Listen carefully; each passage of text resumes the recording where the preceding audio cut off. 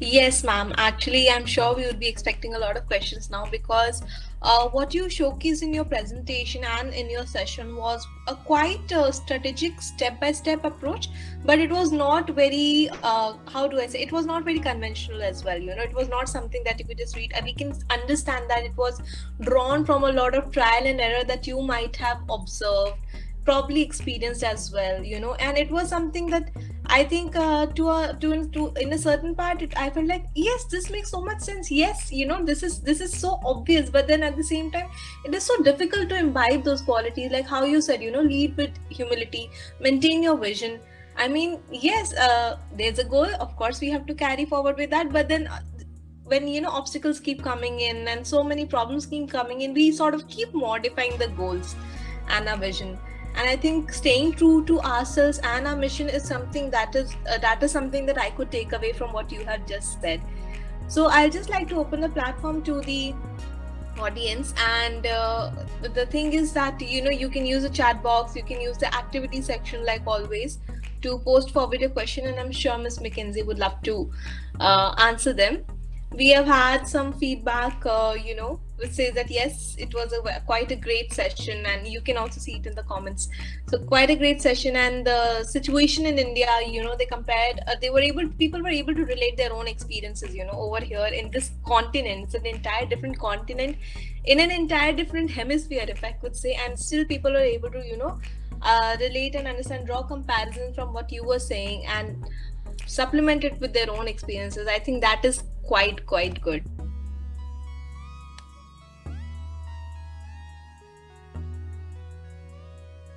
So let me just check in case there are any questions that are coming in.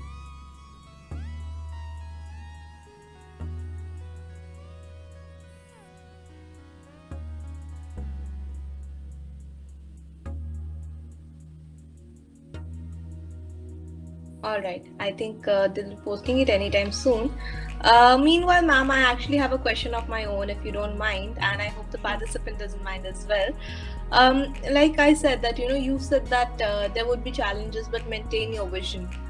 How, when we are in the process of doing something that is entirely, our own initiative, how do we understand that a mission actually stays throughout to achieve that vision? Because a lot of time, when, let's say, if we are in another organization, or we are part of a bigger system, it's very easy to follow a mandated mission and vision. But then if one is following their own path, especially a path that actually influences the lives of young children, I think a lot of time it's quite easy to be, to have a longer alternative route followed and reach the goal rather than take a direct one. So what would be that one totem, if you can give us, which would allow us to actually stick to what we intend to do?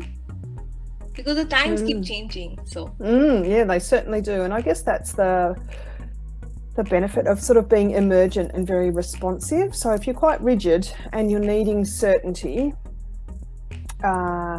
in sort of the process in structures, then I guess a conventional, traditional type schooling model is probably something that would provide more comfort.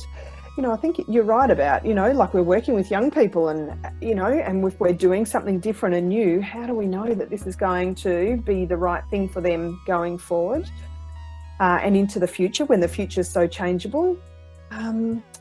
But I'm, I do a lot of study and research about that, and the Foundation for Young Australians work that I mentioned earlier, like that's sort of corroborated by, the Price Waterhouse, reports by Deloitte. They also spend a lot of time and effort thinking about the skills that are required in the future, and they overlap a lot. So I guess I spend time reading about that as well. And then it's just that because we're so small and we can move very quickly. So where it takes a bureaucracy or a very large organisation a long time to shift a program or a curriculum around, we can just move very quickly. And so we can be quite responsive to that information as it comes through. And then I guess you've just got to be brave, really. Like if you've got a vision, like no vision comes without being courageous, I don't think. Like, if it was easy, everyone would be doing it.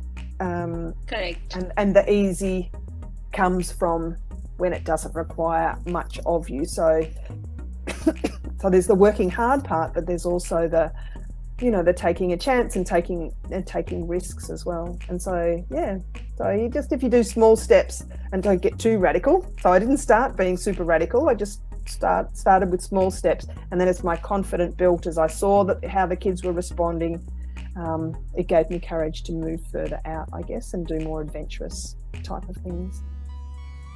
So research and then see the response and then probably adapt. I think at the end the larger goal could still be achieved. It's just little adjustments if we have to make to achieve that larger goal, which actually makes the goal more credible. I think that is something that I can understand. Thank you so much for answering my question, and we do have a lot of questions right now piled up, so I'll just present them to you. So one of the most important questions, like the most prominent questions that I can see is, how does your school align with the Australian curriculum, like in terms of the examinations and evaluations?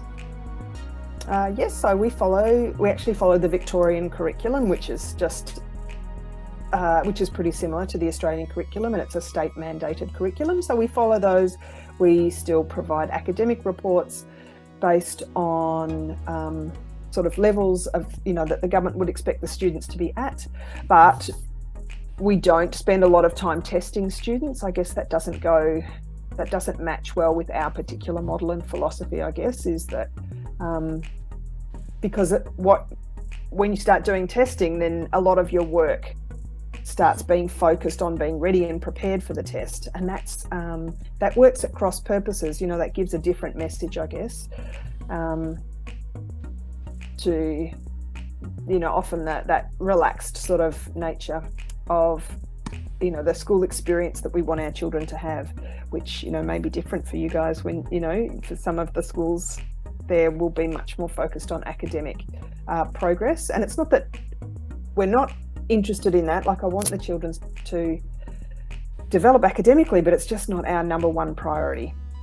So, and I don't think it's mutually exclusive. I don't think you can have a fun and happy school and a relaxed school and a place where kids don't learn. I think you can do both. So with freedom and choice, and the kids can still learn. So I agree with you, ma'am, on that aspect. I mean, childhood is a stage that is defined by, the hunger to learn, the curiosity that is naturally present in the child. They will learn even if the environment is, let's say, not too structured. It's just that we as educators have to adapt to how they can learn more comprehensively, better. I think that is something that we can understand. We also have a question which asks that, are these schools funded by the government, or is it being taken care of by the parents? Is it privatized? Yeah, so it's both. So in Australia, independent schools are one of the sectors. So we have government schools and independent schools, and both are funded by the government, but also parents pay. So parents would pay for our schools about 4,000 Australian dollars per year. And at our primary schools, they get lunch for that as well. And all of our camps and excursions and sort of extra school activities are all included in that price. I understand. We have a question plus feedback from Deepa Dogra asking, many thanks for letting dreams be important than mere intellect. And the question would be, it is about the team that works with you. How do you align your vision with the entire team? Yeah, that's definitely, it's a critical part, and I think it's one of the most challenging parts. And I'm really working on that at the moment. And it's having a lot of conversations. So it's sitting around, it's not just lecturing staff and the team, it's actually working alongside them and and being gentle and having a long-term vision. So, you can only just drip in, new information for people just ahead of where they are. You can't, people can't transform. Some of what we're asking people to do is transform their whole way of thinking and, how they were raised as children perhaps, or the sort of school that they went to, and then they come into this environment and then it looks completely different, and it can be quite challenging to know how to function and how to do a good job in that environment. So it really is about working together and having a lot of conversations, talking a lot. Sometimes I give, the teams, we read books together, or I share, inspiring speakers, and then we talk about them afterwards. We go out and talk about them. We might go out for dinner and sort of share feedback about that. So that's definitely working alongside the team is an important part. I can't just download my brain and my experience into the team, of course. So that's been personally one of my challenging parts, having to spend, not realizing that. And everyone sees the world differently. So getting to know the team and finding out where they're at and, working out what it is that they need next too.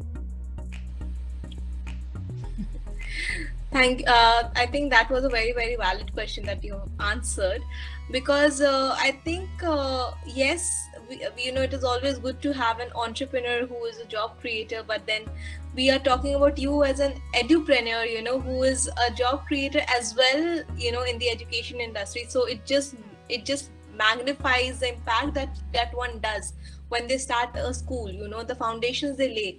It just magnifies so many courses of life year after year. And I think that is something that is quite credible. And you need a credible team for that. Building it and harnessing it and then owning them is also definitely a part of, the whole journey, which you have shared so beautifully.